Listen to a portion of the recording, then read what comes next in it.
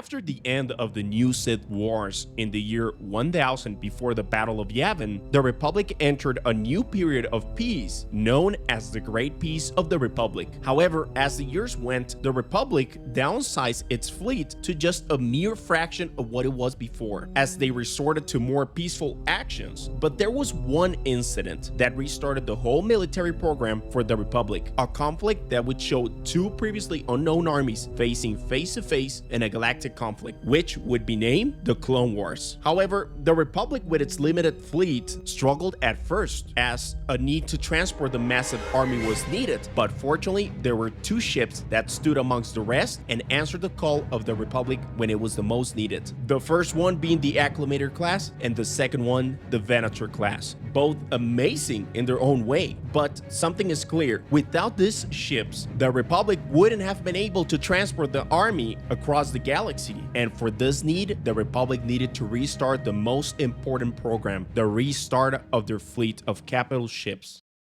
Since the creation of the Republic, there has always been a military fleet to defend it, which was named the Republic Navy and will be later renamed as a fleet. But as the fear of war disappeared, the Republic opted to keep a minimum peacekeeping force that would be used only in extreme circumstances. And much of this happened due to politics of the Republic following the war, which had opted throughout many centuries to solve any major issue by the way of diplomacy and not by military involvement. The Reformation was unprecedented because a voluntary dismantling by the Republic meant that the government would focus on economic and political issues rather than its military power. And as peace settled over the galaxy, however, the small fleet was renamed the Judicial Forces, which slowly began to lose relevance. Ships like the Consular Class cruiser were the main forces that formed the small fleet. However, when the invasion of Naboo happened in the year 32 before the Battle of Yavin, many in the Republic started wondering if maintaining the small fleet was relevant, as it had no chance to compete against a large fleet like the ones of the Trade Federation. And this only got worse when Count Dooku formed the Separatist movement, which contained many powerful groups with many private armies, which in case of war, the Republic had no way to fight against them. This prompted a crisis inside the Republic as to what to do with this threat, but a ray of hope came with Obi-Wan Kenobi when he discovered a clone army completed with weapons, armors, and vehicles. So now on one side, you had the droid army of the Confederate of Independent Systems, and on the other side, you had the newly created clone army that would serve the Republic. Two forces ready to clash at any moment. But here comes the big issue. As the Republic declared war on the CIS, how were they going to transport the newly created clone army? Fortunately, there was an answer, and it was in the form of the Acclamator Class design. Quad drive yards were one of the biggest ship manufacturers in the galaxy, and they had the Acclamator Class ship in development before the start of the Clone Wars. And they had even tested the design as early as the year 32 BBY. And as the Jedi were dispatched to resolve the situation on Geonosis, and Jedi Grandmaster Yoda arrived on Kamino to gather the invasion forces, dozens of Acclamators had the job to carry the soldiers to Geonosis. They had been already built before the war and were ready to go at any moment. There were limited numbers as large quantities were not needed before the war. But let's take a brief look inside the first ship.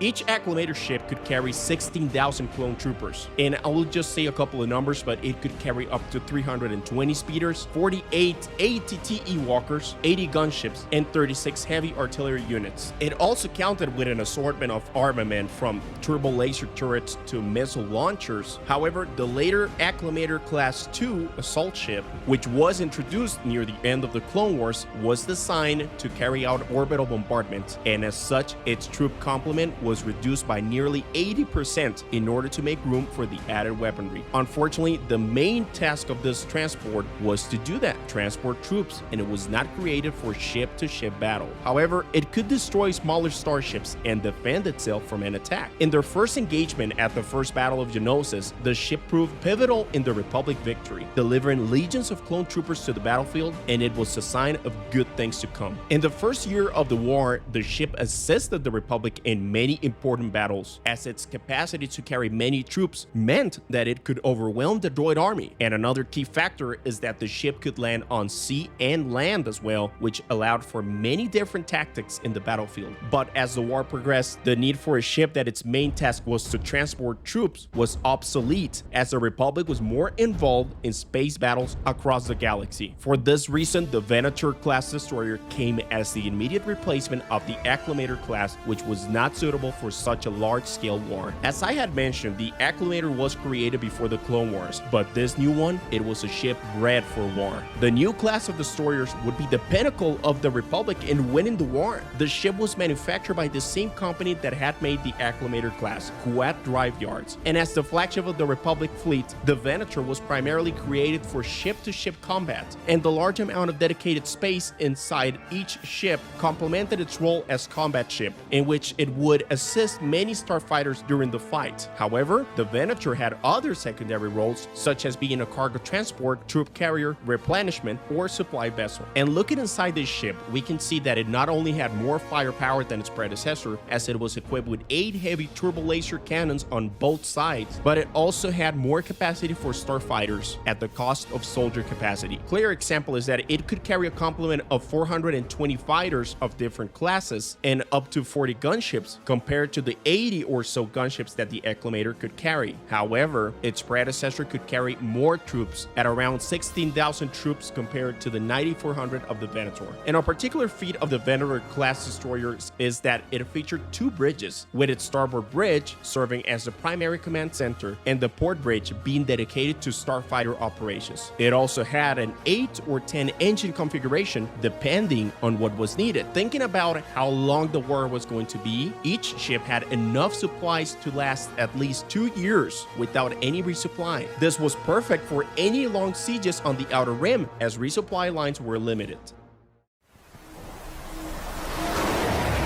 General Kenobi. Commander Cody. The siege goes well. With our continued barrage, their shields should be down in 3 months. But we've been here a month already. Yes, sir. We're right on schedule. Throughout the war, many Acclamator class ships took the role of support vessels as the Venators waged the war, but the main tactic in using both of these ships was that they could serve as a main base for battle tactics, regardless of which ship was it, where they would jump into light space to a planetary system and provide support for the starfighters. This is one of the reasons why, after their decommission, the rebels did not use these type of ships in the Galactic Civil War, as their own starfighters were capable of light speed compared to the ones being used by the Republic during the Clone Wars, which needed a capital ship in order to travel across the galaxy. The Republic victory came by the hand of both of these ships, as they helped defeat the Separatist army and claim victory for the Republic. Unfortunately, many ships were lost during the war, and many others were unaccounted for, with countless of lives lost inside each one. As to the correct numbers of how many Venator or Acclamator class ships were in service is not really reliable, but one thing is for sure, they both had different fates. After the war, the Acclamators were used as the slave ships on the Empire, transporting large quantities of enslaved people to different Imperial colonies during the Galactic Civil War. Also, some had been fitted as Imperial cargo ships, but they were not used in the Imperial fleet, in contrast to how they were used in the Republic. As for the Venator class ship, by the end of the Clone Wars, it had become the most popular capital ship of the Republic. However, it was replaced by the newly created Victory class. You could say the Venator had a relatively short lifespan. However, some ships were still in use by the Empire by the time of the Battle of Yavin. However, they were relegated to secondary roles or to Outer Rim systems that didn't need too much military presence. Still, some of these ships were used in the early years of the Empire as means to inflict fear over the enemy. They dropped the red color pattern and were changed to an all-gray format. We can see how they were used in different scenarios, such as the destruction of Camino in the first year of the Empire.